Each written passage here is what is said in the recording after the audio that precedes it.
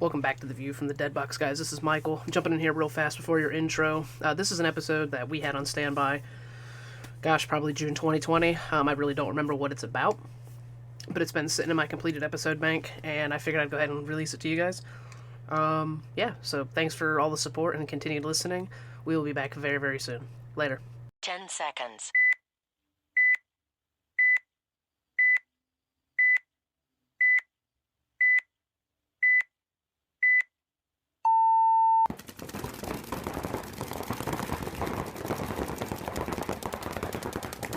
What's going on, guys? Welcome back to The View from the Dead Box, episode 375 or something like that now.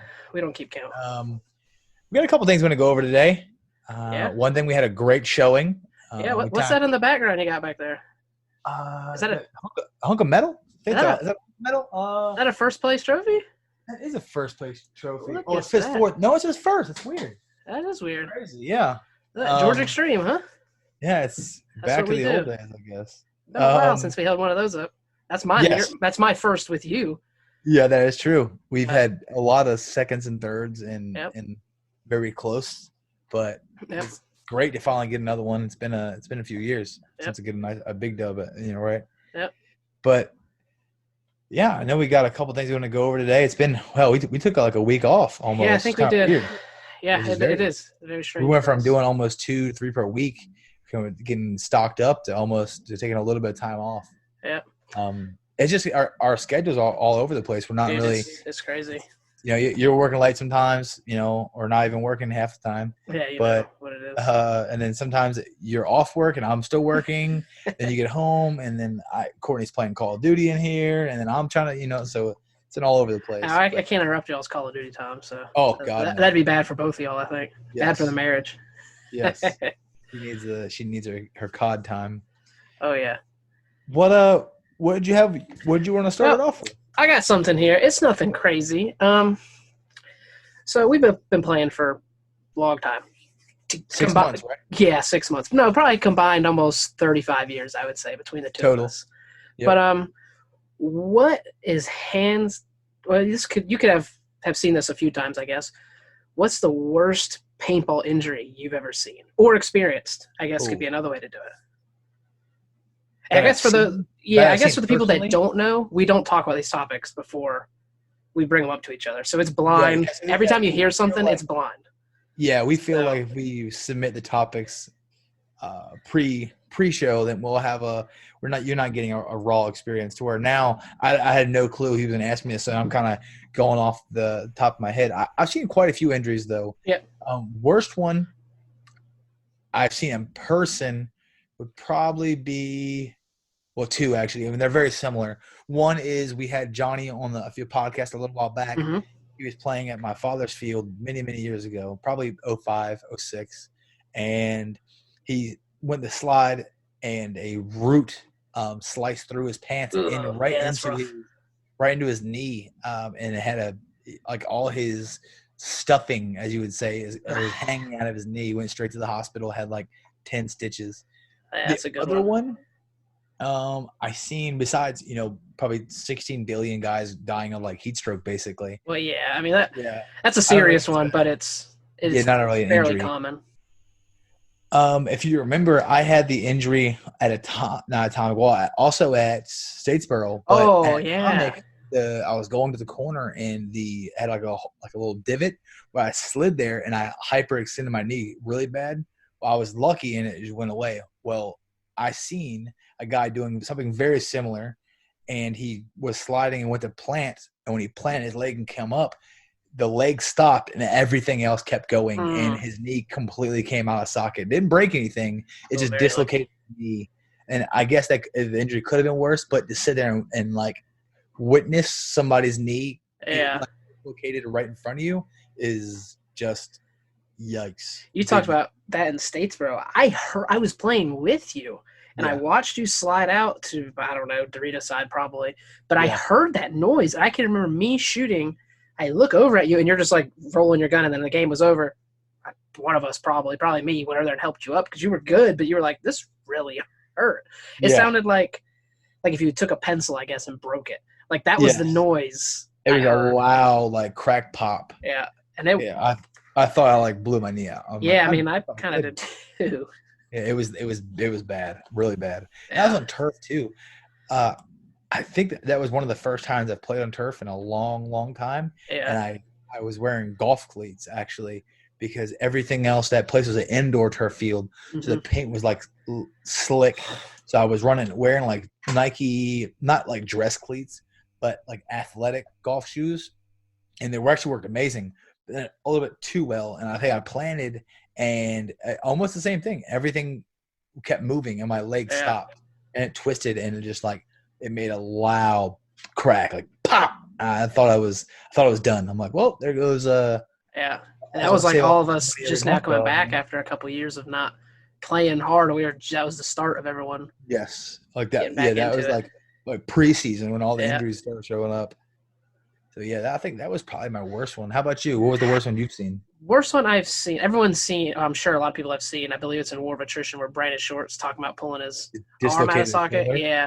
I've seen a kid, some divisional team at World Cup, probably 2011, 2012, do the same thing. He dove into like a snake one or a snake two, and he just ended up laying there. And he was just like holding his gun up, and he kept looking at the ref like, I can't do this. And he had pulled out shoulder in his socket. And like this dude took it like a champ. He just laid there, and when the point was over, his teammates ran over there and got him and carried him back out. And I seen him a couple points later. I don't know if similar thing happened. He stood up and it went right back into socket or what, but that Yeah. was the worst I had probably ever seen. Other than same thing, heat stroke.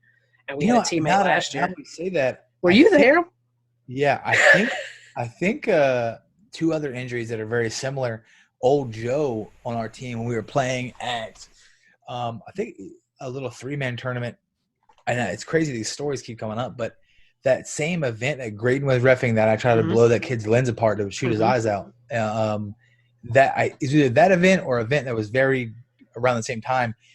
Joe was running up to the center 50 or do something like a run through or something, and I think he blew his knee out like there at the field. Or you know what? And then I think about it, that might have been an ACT tournament way up in like North Carolina that he did that.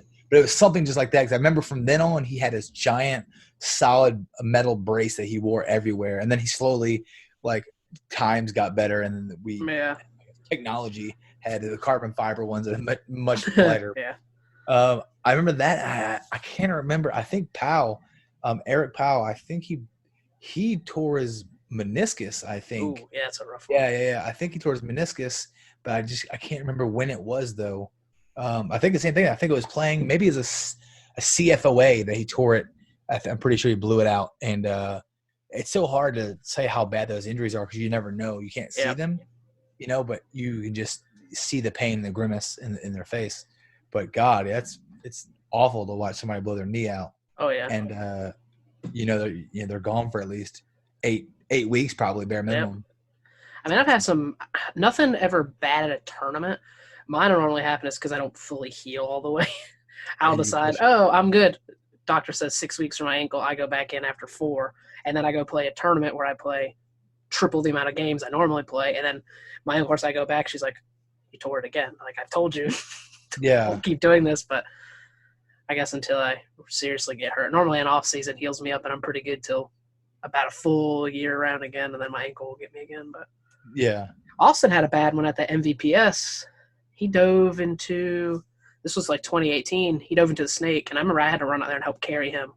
Me and Shane, I think, went and carried him off, and he Really? didn't play the rest of the day. Yeah, he was icing that sucker up. He was able to walk towards the end of the day, but it was pretty rough for him, I think. So Yeah. I think that was it for me on rough ones. Pretty Yeah, we didn't common. I can't really remember too many terrible injuries, which is a good thing. It is a Not good thing. It just shows that, for the most part, paintball's relatively safe, really and Yeah. truly. Like, And I think hydrating and stretching, yes. hydrating, giving your muscles the elasticity. I can't speak. Yeah, we don't do English class here. Yeah, just the flexibility and being able to stretch everything out is, I think, being in the weird positions and maybe in certain bunkers is so much better, or diving or sliding or forming to where you have to and standing in that position for X amount of time and then maybe sometimes you're running up to the next bunker and somebody surprised you and came out where you didn't know they were, and you like go to fall or land or slide, you know, you just like contort your body to some like crazy thing, and it's not used to be meant that way. Yeah. Proper prepping and taking care of your body prior is no problem. People who are not doing that can definitely injure themselves like really quick. So kind of goes back to what we talked about before, you know, preparation. Preparation for your tournaments. I had a lot of good feedback from that episode. Well, I got you. I don't know. We didn't really get a chance to talk about it. I got quite a few people were saying, "Oh, that was really good." I forgot about. I don't drink as much. I'll drink more water now, and I'm like, good. At least a few people that listen are. Hopefully, they'll actually. If we can help one, I know everybody always says like, drink water, but I have noticed, and I will say straight up, I can play an average event. I can play about 25 points, and it doesn't really bother me. But after like that 30 mark, I can start telling a little bit of fatigue. But I have played since then multiple events and different divisions back-to-back days where I've played 35 points one day and 38 or 40 points the next day. If you're hydrating properly, it's not an issue to play back-to-back time, because the recoup and recovery when you're properly prepped is not an issue. Yep. But I've noticed this past weekend when it got turned up to like 4 million degrees, I think I played every point except 2. Yeah, you, Payne, Jamie, and Frank played a lot of people. Well, Frank, you don't have to worry about too much because Frank, you know, goes in, typically dies instantly. So he can walk right back to the dead box and get his Gatorade and his crayons to eat. And, you know, so it's not too big of an issue. But well, now that we're kind of touching on that too. So I heard you on the podcast, man. What's up with the crayons? Oh, he's got it for sure. For anybody that doesn't know Frank, he's a Marine, and we have a couple veteran guys on the team. Yes, we do. Different forces. So I'm just about the only Army guy there. So I like to kind of shit on all the other guys. We have one Marine, Frank, and then Chuck and Michael Payne are both chair force guys. So everybody's out now, but I like to kind of give them some shit every now and then. Oh, yeah. And they all do. They give it back, so it's fun. Yeah, especially Frank. This kind of is on topic with what you were just saying about prepping for tournaments and the injury thing. After our tournament last weekend, which it'll be like a month when this comes out, but Jamie, you would not have believed how bad he was cramping in that car ride. Oh, I would. I had to – we left the restaurant. No, listen. I turn onto the main street.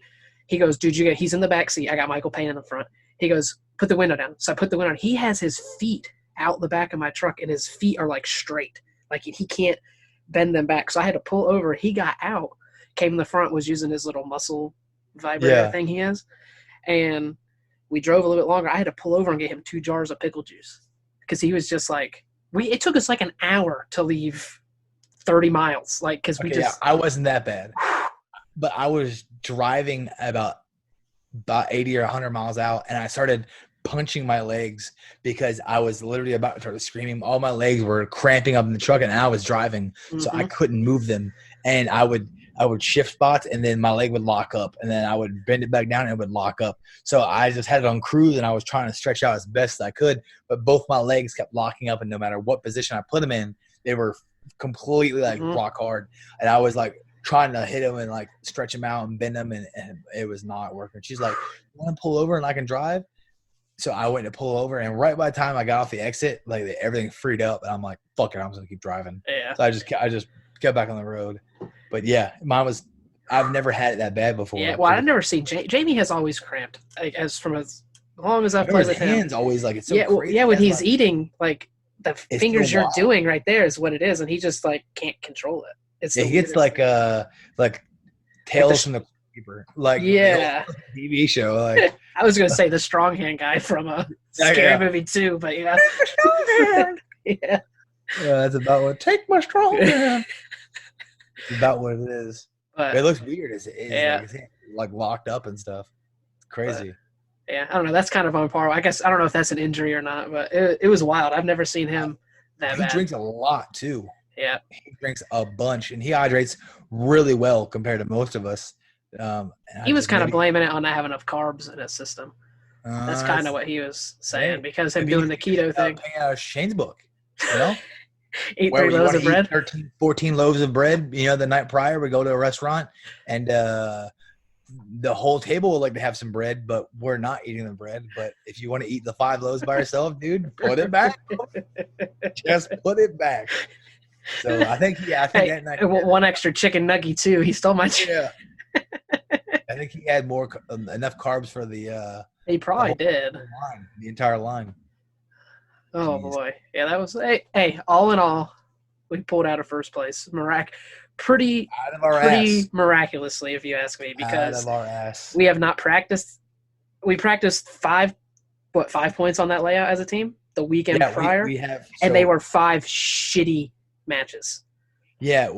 Those who are kind of keeping up with a little bit of our personal life, and what we're playing. We don't have a speedball field right now. Yep. It's under construction. They're putting the turf down, but this COVID thing kind of has everything all over the place. So they have the COVID death of the doomsday preppers, happening. So everything's at a standstill. We have a turf. It's there. It's in rolls. We just need to get the asphalt down, get it hardened and leveled, and we can roll the turf out. So that's the only thing we're waiting on. Everything else is there. We have the field. Everything's done. Anyways, Yep. we're ready to go. Done. Well, we've been drilling on a rec field, doing drills and a little bit of upkeep, but we haven't had a field to play on. And Since February, Zach, the really. owner of Bayside, we reached out to them, and they were nice enough to completely set up the CPSL layout, which is amazing of them because Bayside paintball. By the way, if you're in Florida or anywhere near Jacksonville, I don't give a damn if you're 5 hours away. The Bayside paintball in general in Jacksonville is an amazing field. Absolutely. Yep. The whole setup from the owner is a prior player and actually still plays, and they have a couple great teams that play out there. They do every week before MVPS. They do an MVPS scrimmage, and they average about 6 to 8 teams that are out there. Yeah, easily. And he typically takes care of everybody. I want to say it's like 35 a case of paint and 5 for entry. I think it's like 35 Something or 40 like bucks that, a yeah. person, which you case and entry and obviously air. But and every case after that is either 30 or 35. So you can get entry and 2 cases for like 70 bucks. Yeah. And it's always amazing competition out there. But he was nice enough to set up the CPSL, which is 8 hours away from him. So they didn't have to do that because they typically only set up the SPL and the MVPS. It's what they typically do because that's the events and teams that want to play that. So they don't have too many teams that want to play the CPSL. Which is in North Carolina. Yeah, exactly. Yeah. So he said, if you guys want to come out here, I'll set it up for you. And we showed up, and damn, he didn't have guys out there setting it all up. And we get there. We had some gun problems early on in the day, and we were plagued throughout the day. And his main team, the Bayside Raiders, kind of put a whooping on us for a while. We literally struggled all day I don't think we had 1 point all day that we had 5 guns alive that worked the entire point, and that's the only point we won. We might have won 2 other ones versus another team, but we did not win much at all. So we probably played that layout maybe 7 times total. And I can't stand driving 2 hours and having a shit day of practice. Oh yeah, it was. I remember looking at you. The face you had. I had not seen in a very long time. I was fucking pissed because I hate getting everything organized, getting down there, and just having like problems that we can't fix. You know what I mean? Yeah, and we couldn't control either. That was the worst part. Yeah, so we got this event. At least we've seen some of the lanes. We had a little bit of the walk. And they set it up very close to how it was, to be honest with you. Yep. Not too much changed. Maybe the wedges in the middle, but that was really about it. Yep. And we had a coming out of prelims. Yeah, we were, what was it, 2-1-1? 2-1-1. I was pretty upset. We struggled. We had 3 guys in the box the very first point of the day. Wasn't really our fault. They held us up a chrono, and they didn't get out of the pits. Well, as soon as that last match was done, they started the clock to get in the pits, and we should have just said fuck the pits, grabbed our guns, walked straight to the net, kept our gear outside, and played the first point. But we physically couldn't get in the pits until right at like a minute. So we didn't get on the field until like 30 seconds. And then we all ran on. 2 guns were like 302, 304, and they pulled 2 of our guys off. So we started the first point Guilty. with 3 guys.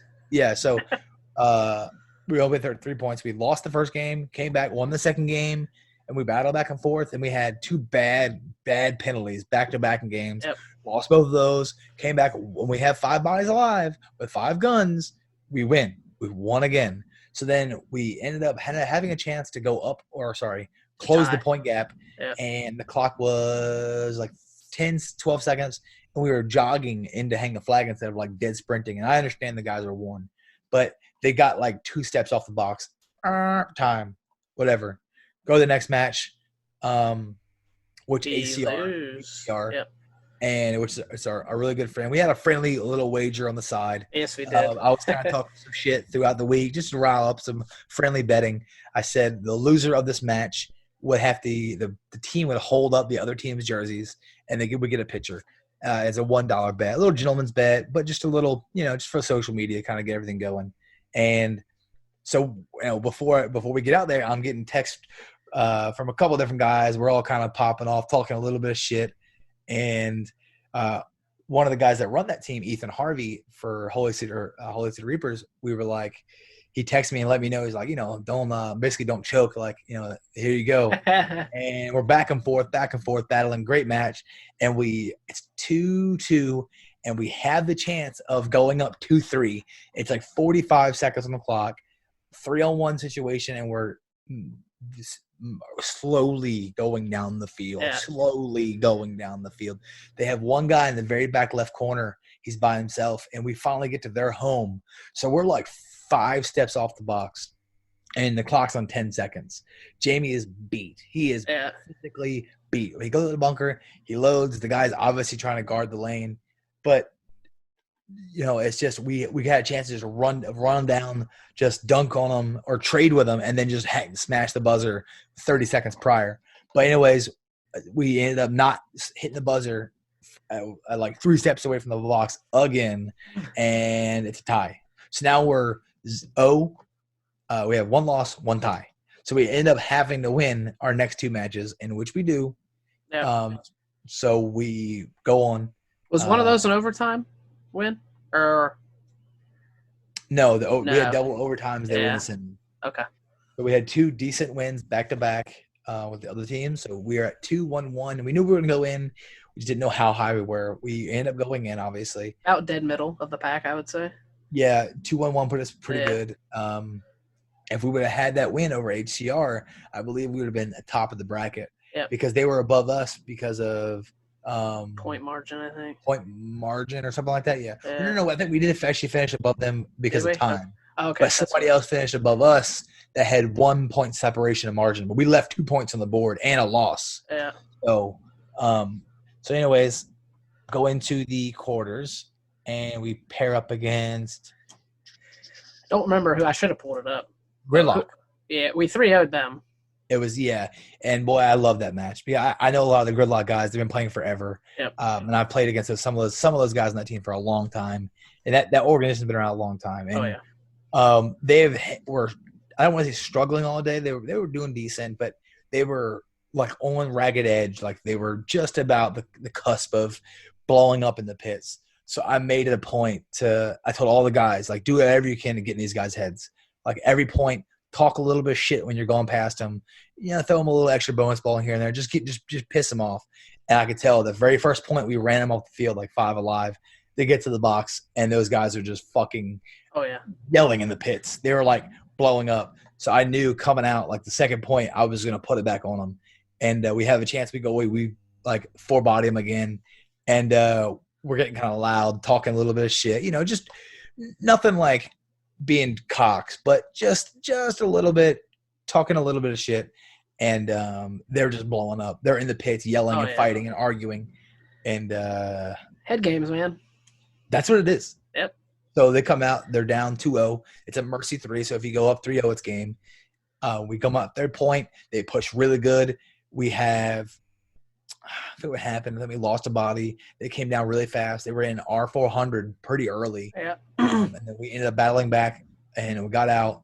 and I ended up having a lane on 2 guys on the same rope, and the dude is in my 400, like 1 bunker away, posted up, waiting on me. I head check one time, and he's like literally just has nowhere to go, so he knows he's on me. And I ended up just snapping him with the first shot with 1 ball. And I remember seeing him, the guy right behind him, there was somebody standing right behind him on the outside of the bunker, like not even 10 foot away. And I come out and just laser him, like right in the side of the head.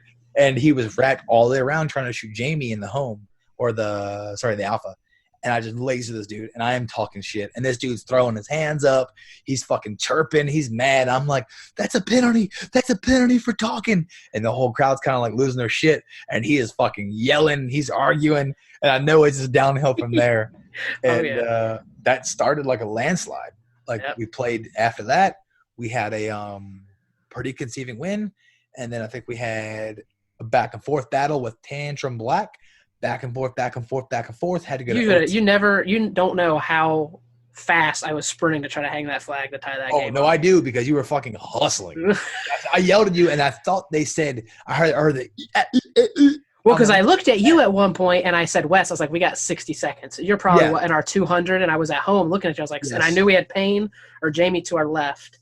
Yep. And then you went down a shot, so when I went to like the 40. And then I watched you shoot the last guy, so I just was like, I got to hang this flag. I'm the furthest one away. I'm listening to that. And I was just like, you have no idea. I thought I was going to run through that box. I was like, I'm going. I'm like, I'm not going to be able to slow my big ass down to stop on this thing. And I was just like, I'm going to be – this is a fucking dirter film coming up right here. I'm going to roll right through this. Short bus. That's what it was.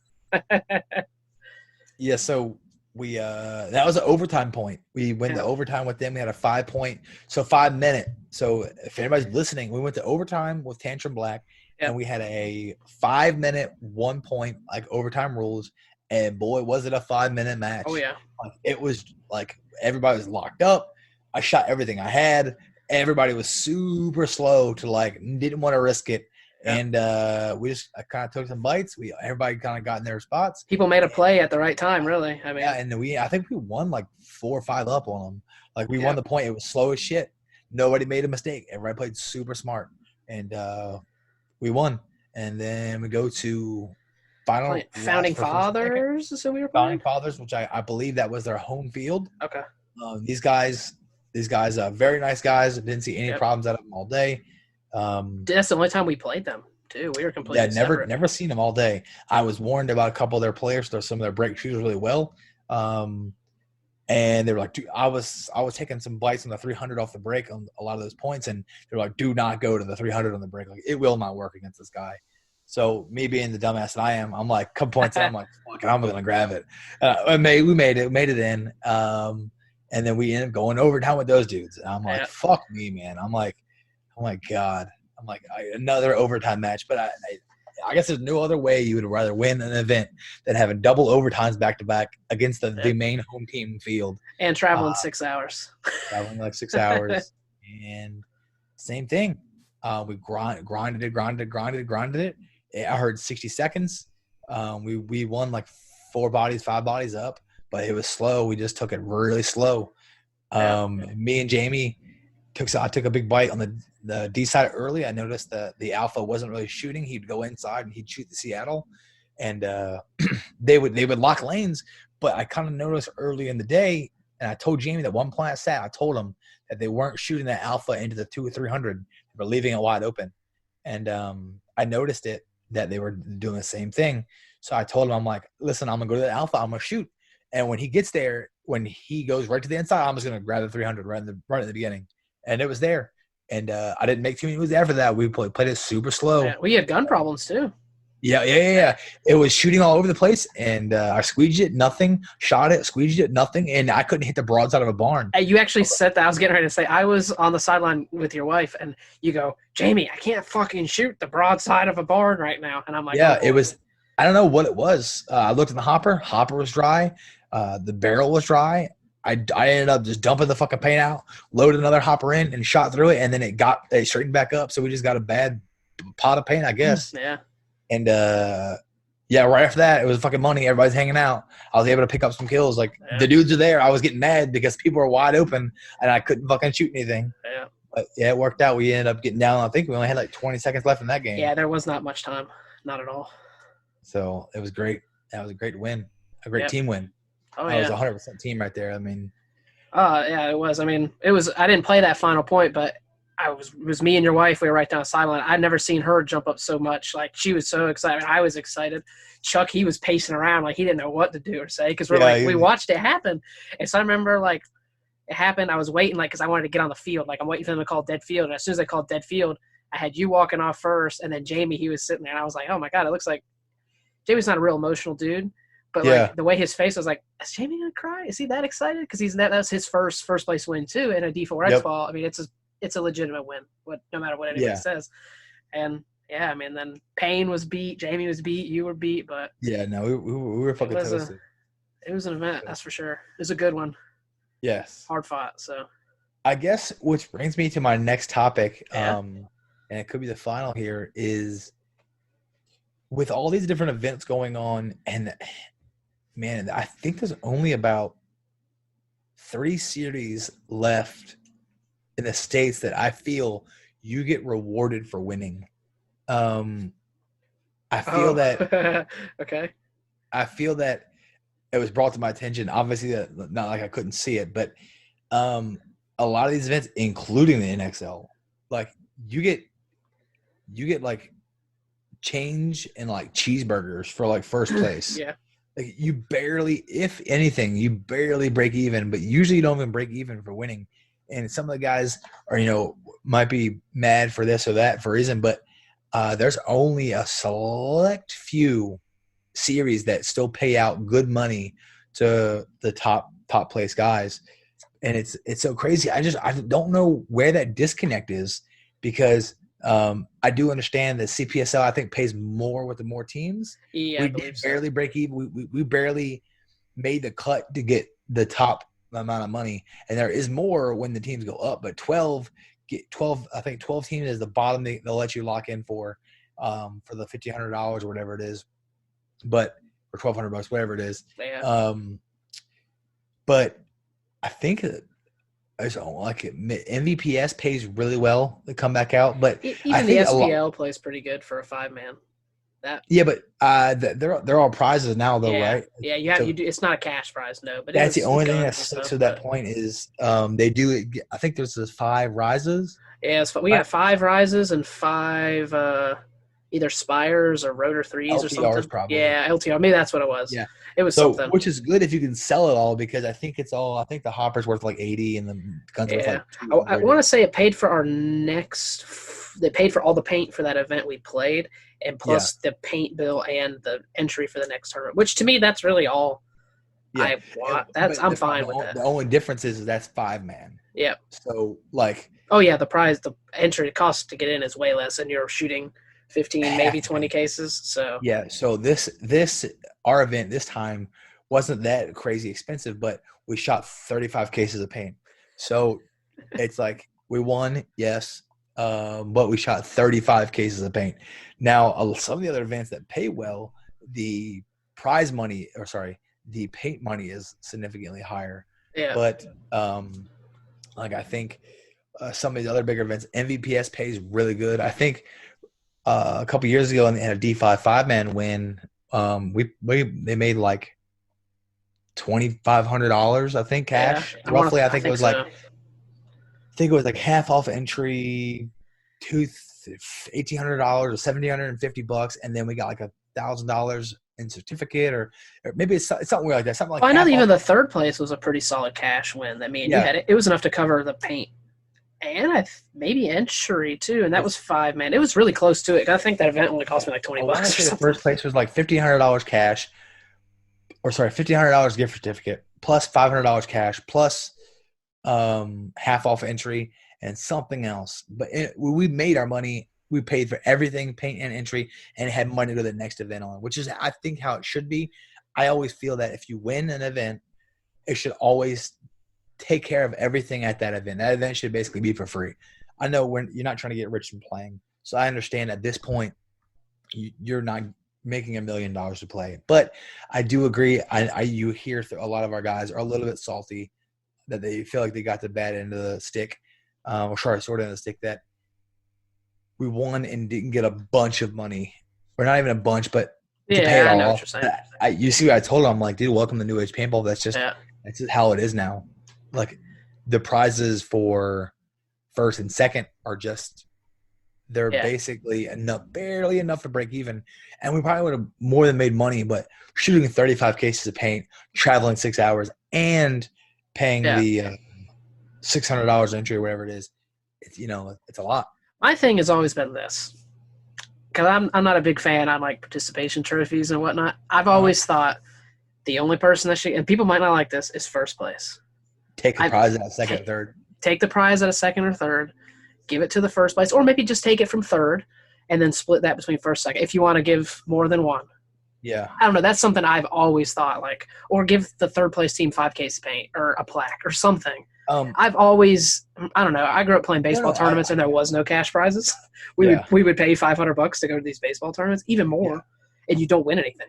Like you don't win a thing. So that's always been but obviously baseball, softball does not cost near as much as this. But I've always had that in my head where, I don't know. I think it's just going to take a minute for some of the guys who haven't won a lot of events or who have won events, but it's been years. And years ago, like I made a lot of money one year winning like 5 or 6 of the open events. Yep. I won like 5 open big events, like 45 plus team events. I won 2 series in the same year. So we had a lot of money, and they're all cash payouts. They're like you get $150 per team. So if 20 teams come in, you're getting over $2,000 cash, bare minimum. And then there's also certificates and all that kind of shit on top of it. So you're in those events are always really nice, big turnouts. So it's great to have that kind of setup, but it's just not really there too much anymore. Or if it is, the cost of playing has significantly changed. Back then it was always 5-man. So when you won $1,500, you made all your money in like $500 cash too. You're like, oh hell yeah, I paid for everything and $500 cash. We're money. But now you're shooting 30, 40 cases of paint. You're blowing through your money. It's hard to even do it. And so you got to cut. We're paying $20 a case of paint, but then your entry fee is $2,000. Significantly more. So it's like everybody's like nationals fucks you. National, listen, NXL is fucking you. I understand, but you get to bring your own paint basically. But they make the money on entry. Yeah. And other events, you're like, this is way cheaper. It is, but they're making the money on the paint. So it's 6 and 1/2 dozen. Nothing's worse than posing for a picture with $40 paints in my hand after I done shot 15 cases. That one, GFOA is not around anymore, but I did that for 2 seasons straight, and I'm like, I'm not winning first, but I'm winning second and third here, and I'm holding a pair of Valken pants that are size small. I'm like, what the fuck am I going to do? I don't want them. I would rather you have just given me a case of paint, honestly, instead of. Yep. But I mean, I've won some shit prizes. I know you've won some shit prizes. Oh, I've won some real shit prizes. We used to win the GFOA so much in open division that I would throw the fucking trophies into the woods when we're done, like right there at the field. I would win. They would give us like. It was cash at that time. Yeah. But depending on what showed up, and then towards the end it was dying off. We were only playing it because they guaranteed the series prizes at the end. But we were starting to get fucked out of some of the wins. We're not even that, but the prizes were just dwindling so fast. Yeah. And the paint prices were going up and up and up and up and up. I would just, at the end of the event, we won. We get all our shit. I grab our fucking trophies, throw them in the fucking woods. I didn't give a fuck. Right there in front of the people. Throw them in the fucking woods. Load the car up. Get the fuck out of here. So mad. I was just so mad. I was so fed up. I'm like, when I'm done this season with the series, I'm never coming back. Like there's a reason it's not around anymore. Yeah. It had a good 5 to 8 year run, I think, but I think the prizes were always something that killed that series. It always is. It should always be a money amount based on team turnout. Yep. So if it's $500 entry fee, take $200 from every single team and divide that up between like first and second or first, second, and third, however they want to do it. Do like, so take $200, boom, off the $500 entry fee or whatever the entry is. 70% goes to first, 20% goes to second, 10% goes to third, or just do like a 70-30. Yep. You know what I mean? So I think before I've seen it 60-30-10. 60% goes to first, 30% goes to second, 10% goes to third, which I'm fine, whatever. Yeah. And when 20 teams show up, you still get a decent payout. Yep. But when 10 teams show up, you're like, this payout kind of sucks. But they should maybe put in a rule that if only 10 teams show up, winner takes all. Yeah, I mean, I'm telling you, like I said, I'm fine with winner takes all for anything except maybe like a national, like for the NXL. All these local series, in my opinion, you could do each event first place only. Maybe you could do for the series first, second, and third, and then that's it. That I don't know. I think that would just gives you an incentive to actually win. Like, yeah, that's what I'm saying. But you'll draw more teams. I think so. You always draw more teams with cash. I know teams that only play local events or that play in NXL events that play local events if the cash prizes are there. Yep. The teams that just play the AXBL, which is a fucking shithole series, by the way. Jesus, I've never played it, so I can't comment or speculate. It's awful. If you ask anybody, any of the Nitro guys that have played it every season, they will straight out tell you the series is fucking awful. All right, fair enough. The refing is like they have refs on the field who don't even play divisional ball. Like that, it's just you can't have that, especially when you have open teams with like pros and semi-pros out there playing. You can't. Yeah. So I shared that post to you guys in the chat the other day. Don't want to throw anybody on blast, but Tom Kapowski, which is the guy who runs the struggle system, and they have like 13 million teams. But anyways, they said that they went there for, I want to say, like 3 lines, like open, or maybe they went there for like D3, I think D3, D4, or some shit like that. Yeah. Well, anyway, what they did was they made an open roster, and it was supposed to be first place on D4, I think, got $1,500 cash and some other bullshit. Well, anyways, before it happened, apparently the prizes got switched, and it was supposed to be open, got $3,000 to win. D4 got $1,500 to win, and then D5 probably got like a pat on the ass and a fucking feather or something. Who knows? But anyways, the last minute, apparently, because there's a big post, like 500 comments in there, the prizes got taken away for D4, and they moved almost all the prizes for open. So I heard that open got $5,000 to win, and that's D4. Wild. D4 got, I'd have to see. Pretty sure Tom said it was jerseys, a tiny bit of money, and then something else, but it was awful. And apparently Joey DePlato says that it happened at that series, at that event before. That's crazy, that's his home field. And he says that has happened before, that the prior posts with prizes listed on them were removed and deleted, and prizes have changed. That's shady. Yes. So because everybody in there knew that has happened several times. This isn't the first time it happened. So everybody in there was just like going bananas on these people about the prizes, which I understand. I mean, I would be too. That's fucked up, honestly. If that's true, that's fucked up. Yes. I mean, everybody was in there talking about it because Keith Brown and somebody else played with one of the open teams that won. So I think it was Keith Brown and one of the guys, I can't forget, but it was two pros and a bunch of other like semi-pros and D1. Yeah. I mean, those guys want to play paintball right now as much as anybody. They're like, we'll play any series. Yeah, $5,000 to win, sure. They probably even said, like, I don't know this, I'm just guessing, $3,000 to win, that's okay. If you do it $5,000, we'll come up. Yeah. And they said, well, fuck it. We'll get the money somewhere. Oh, here it is right here. Take them that division because it only has, let's just say, 10 teams in it, and they shifted to the open division. And they hope they draw more teams, but they only had like fucking 5 teams in open. Yeah. God dang. And it's bad because I know a lot of the guys that played in the open division who took second or whatever, and they kind of felt like they got fucked because prizes were shit.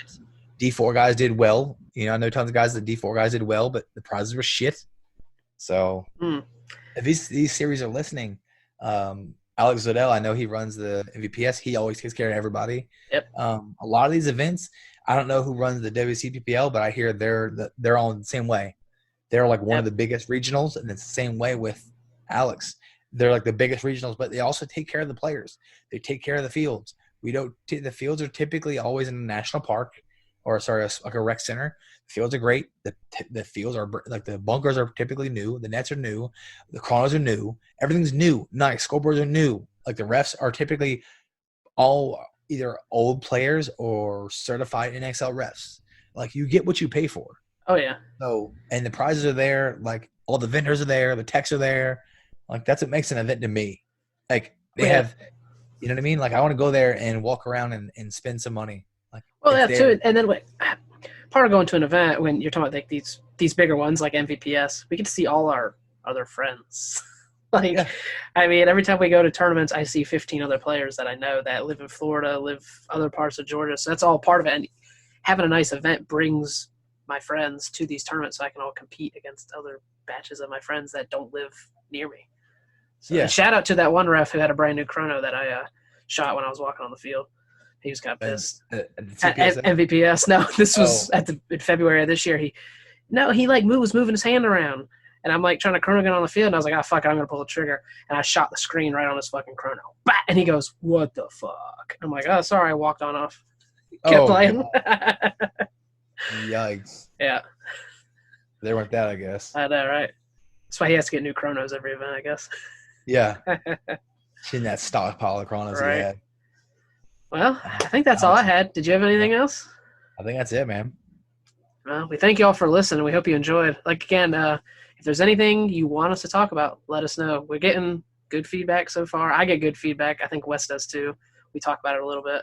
A lot of my friends are assholes, but I still get good feedback. Yeah, well, I mean, mine too. They go, "Oh, you should have said this. You should have said that." I'm like, hey, you make watched. Sure we're on Apple Podcast now, guys. So make sure you subscribe.